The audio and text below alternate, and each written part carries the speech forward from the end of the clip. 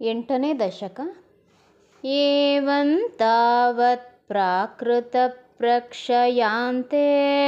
ಬ್ರಾಹ್ಮೇ ಕಲ್ಪೇ ಹ್ಯಾದಿಮೇ ಲಬ್ಧ ಜನ್ಮ ಬ್ರಹ್ಮ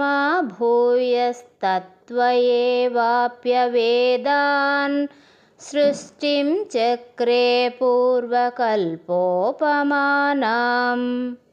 ಸೋಯನ್ ಚತುರ್ಯುಗಸಹಸ್ರಮಿತಾನ್ಯಹಾನಿ ತಾವನ್ಮಿತಾಶ್ಚರಜನಿರ್ಬಹುಶೋ ನಿನಾಯ ನಿದ್ರಾತ್ಯಸೌ ತ್ವಯಿ ನಿಲೀಯ ಸಮಂ ಸ್ವಸೃಷ್ಟೈಃ ನೈಮಿತ್ತಕಪ್ರಳಯಮಾಹುರತೋಸ್ಯ ರಾತ್ರಿಂ ಆಸ್ಮಾದೃಶಾಂ ಪುನರಹರ್ಮುಖಕೃತ್ಯ ತುಲ್ಯಾಂ ಸೃಷ್ಟಿನ್ ಕರೋತ್ಯನುದಿನಂ ಸ ಭವತ್ಪ್ರಸಾದಾತ್ ಪ್ರಾಗ್ಬ್ರಹ್ಮಕಲ್ಪಜನುಷಾಂ ಚ ಪರಾಯುಷಾಂ ತೋ ಸುಪ್ತಪ್ರಬೋಧನಸಮಾಸ್ತಿ ತದಾ ವಿಸೃಷ್ಟಿಃ ಪಂಚಾಶದಬ್ದಮಧುನಾ ಸ್ವವಯೋರ್ಧರೂಪಂ ಏಕಂ ಪರಾರ್ಧಮತಿವೃತ್ಯ ಹಿ ವರ್ತತೆ ಸೌ ತತ್ರಾಂತ್ಯರಾತ್ರಿಜನಿತಾನ್ ಕಥಯಾಮಿ ಭೂಮನ್ ಪಶ್ಚಾದ್ದಿನಾವತರಣೆ ಚ ಭವದ್ವಿಲಾಸಾನ್ ದಿನಾವಸಾನೇಥ ಸರೋಜಯೋನಿಃ ಸುಷಪ್ತಿಕಾಮಸ್ತ್ವಯಿ ಸನ್ನಿಲಿಲ್ಯೆ ಜಗಂತಿ ಚ ತ್ವಜ್ಜಠರಂ ಸಮೀಯುಃ ತದೇದಮೇಕಾರ್ಣವಮಾಸ ವಿಶ್ವಂ ತವೈವ ವೇಷೇ ಫಣಿರಾಜಿಶೇಷೇ ಜಲೈಕಶೇಷೇ ಭುವನೆ ಸ್ಮಶೇಷೇ ಆನಂದಸಾಂದ್ರಾನುಭವಸ್ವರೂಪಃ ಸ್ವಯೋಗನಿದ್ರಾಪರಿಮುದ್ರಿತಾತ್ಮಾ ಕಾಲಾಖ್ಯಶಕ್ತಿಂ ಪ್ರಲಯಾವಸಾನೆ ಪ್ರಬೋಧಯೇತ್ಯಾದಿಶತಾಕಿಲಾದೌ ತ್ವಯಾ ಪ್ರಸುಪ್ತಂ ಪರಿಸುಪ್ತಶಕ್ತಿ ವ್ರಜೇನ ತತ್ರಾಖಿಲಜೀವಧಾಮ್ನಾ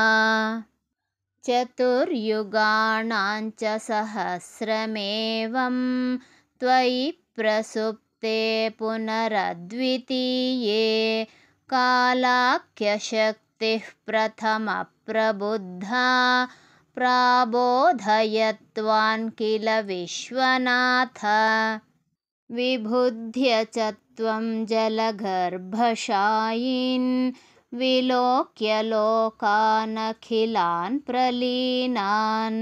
ತೇಷ್ವೇವ ಸೂಕ್ಷ್ಮಾತ್ಮತಯಾ ನಿಜಾಂತಃ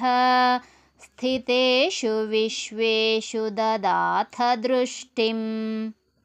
ತತಸ್ತ್ವದೀಯಾದಯಿನಾಭಿರಂಧ್ರಾದ್ ಉದಂಚಿತನ್ ಕಿಂಚನ ದಿವ್ಯಪದ್ಮಂ ನಿಲೀನನಿಶ್ಯೇಷಪದಾರ್ಥಮಾಲಾ ಸಂಕ್ಷೇಪರೂಪಂ ಮುಕುಲಾಯಮಾನಂ ತದೇತದಂಭೋರುಹ ಕುಡ್ಮಲಂತೆ ಕಲೇವರಾತ್ತೋಯಪಥೆ ಪ್ರರೂಢಂ ಬಹಿರ್ನಿರೀತಂ ಪರಿತಸ್ಫುರದ್ಭಿಃ ಸ್ವಧಾಮಾಭಿರ್ಧ್ವಾन्तಮಲಂ ನ್ಯಕೃಂತತ್ ಸಂಪುಲ್ಲಪತ್ರೇ ನಿತರಾನ್ ವಿಚಿತ್ರೇ ತಸ್ಮಿನ್ ಭವದ್ವೀರ್ಯಧೃತೆ ಸರೋಜೆ ಸಪದ್ಮಜನ್ಮಾ ವಿಧಿರಾವಿರಾಸೀತ್ ಸ್ವಯಂ ಪ್ರಬುದ್ಧಾಖಿಲ ವೇದರಾಶಿಃ ಅಸ್ಮಿನ್ ಪರಾತ್ಮನ್ನನುಪಾದ್ಮಕಲ್ಪೆ ತ್ವಮಿತ್ತಮುತ್ಥಾಪಿತಪದ್ಮಯೋನಿಃ ಅನಂತಭೂಮಾಮಮರೋಗರಾಶಿಂ ನಿರುಂಧಿ ವಾತಾಲಯ ವಾಸವಿಷ್ಣೋ सर्वत्र गोविन्दनामसङ्कीर्तनं गोविन्द गोविन्द। नारायण अखिलगुरो भगवन् नमस्ते।